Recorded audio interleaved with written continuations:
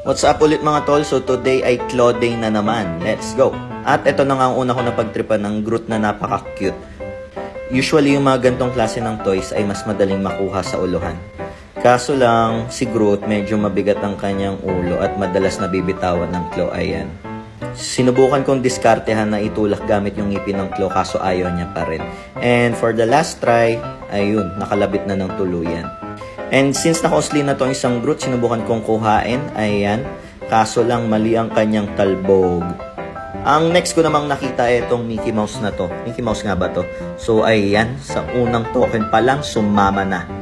Try ulit natin makakuha kung makakalakbas siya. Ayan, ayaw, binitawan. So one more time.